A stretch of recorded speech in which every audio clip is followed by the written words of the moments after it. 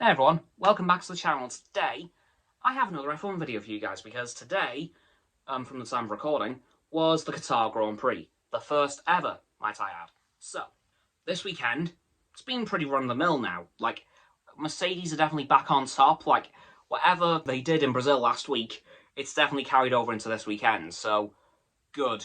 I'll admit, yesterday was quite interesting with just before the end of Q3, Pierre Gasly ended up getting caught on a curb, ripping his front wing off and smashing it into his front right tyre, which caused it to go pop, which ended up bringing out a yellow flag and then a double yellow flag.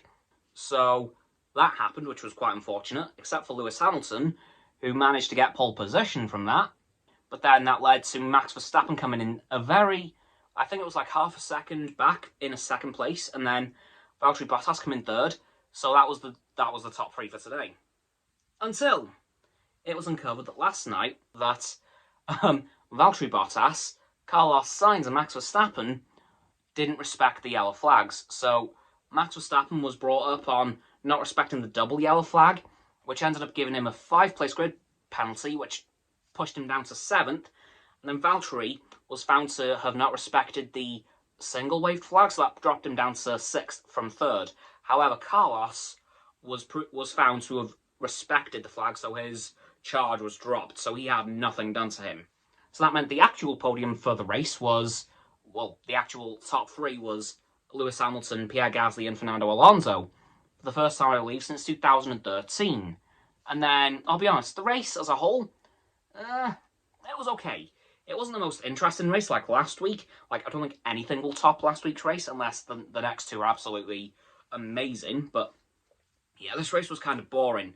Lewis did dominate a lot of it, which was good to see that he is back on that form. Like, I always love Lewis absolutely storming the races, but not much happened really. Except for, well, Valtteri Bottas getting a puncture, which caused some damage later on, which meant he had to retire the car from another, I'm pretty sure it was another puncture, I'm not sure, can't remember really, but Nicholas Latifi and George Russell also had their tyres pop towards the end of the race within seconds of each other. Literally, I think it was about the space of 10 seconds between them going pop. I think Valtteri had a front right issue, and the two Williamses had a front left issue. Like, I don't even know how they managed to do it, but within seconds of each other, their front lefts just went pop, which George Russell thankfully managed to get into the pits to get it changed. Nicholas Latifi, however, had to retire because he couldn't. He ended up going onto the side of the track, and his race was over. Only a couple of laps early, which was probably devastating for the poor man. As for the final podium for the race, it was Max Verstappen in 2nd, Lewis Hamilton winning the race, and for the first time since 2014, Fernando Alonso was on the podium in 3rd, which made him a very happy man. He was honestly over the moon. You could see it on his face, and I was glad to see him back up there. He had a really good race. So yeah, really good. Bit of an interesting, well, kind of an interesting race, but not really. Like, again, not as good as last week at all, but it was good to see Lewis win another one. Like, that's his 8th win of the season, or his 7th, so well done, Lewis. But yeah, just hopefully next race is a bit more interesting, and it definitely will be, because if it's another Max Verstappen-Lewis 1-2, with Lewis getting fastest lap and winning the race, that will mean that going into the last race, they will be equal on points. So if that happens next race, oh boy, are we in for a good one in the last race. But also, after the race, Christian Horner was called to the stewards for, I believe, breaking sportsmanly conduct. And by that, I mean he has kind of gone on a bit of a rampage the last couple of weeks, insulting the FIA, Michael Massey, the race director, by the way, the stewards, and the marshals, which got him called to the FIA head office, for which he only got an official warning, which was quite a surprise. Like, I was expecting something a bit more severe, considering that, you know, the people in charge of the FIA are now Stefano Domenicali, Jean Todt, and Ross Brawn, who were like the Ferrari dream team under Michael Schumacher. And I was quite surprised that he managed to get away with what he did with such a lenient of a punishment. So I was quite surprised about that, but because I was expecting a bit bigger, considering all the stuff he has said over the weekend. Like, I was expecting something huge for him. But, you know, things go on. Like, I mean, they'll probably just give him one more chance. He is probably on you have one more shot thing, and if you mess this up, well, we'll do something else. But yeah, these last 2 races are looking to be really interesting. The Mercedes seems to have picked up whatever it's been slightly missing all season. So I'm glad to see that, which is going to make these last 2 races very interesting. Again, especially if it is a Max Lewis 1-2 next week, with Lewis gaining the fastest lap and the win. Because that will even equal on points into the last race, which has not happened for an incredibly long time. Like, I don't actually remember that happening in my life, so it's going to be interesting to see that if it does come to pass.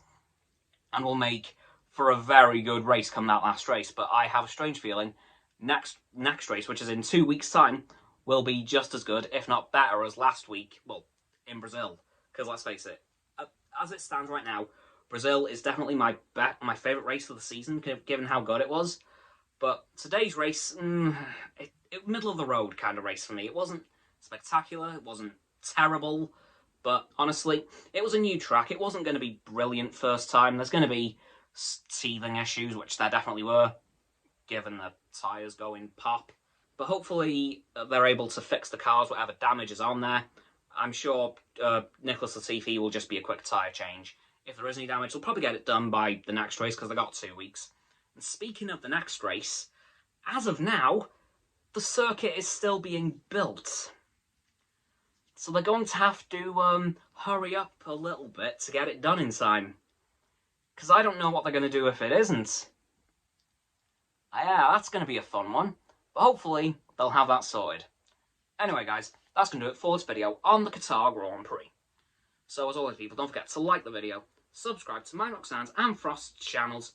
Down in the description, my sub button is down there. Yeah, that big red one, unless you've already subbed. And it's grey. Thanks for that, by the way. And once you've done that, don't forget to click all 3 of our bell icons to get all 3 sets of our notifications. Comment as well, because why not? And let me know what you thought of this race and what you're hoping for the next and last 2 to be like. And who you're expecting to win the championship. Once you've done that too, don't forget to follow me on all my social medias. Those links will be in my link tree in the description. Don't forget as well to follow Roxanne on her blog and Frost on his Instagram. The links are also in the description below my link tree. And lastly, of course, don't forget to share this video with all of your friends so they can join the infinite loop of liking, subscribing, commenting, following, and sharing, and around and around and around that loop. And I'll see you guys tomorrow with another video. Goodbye!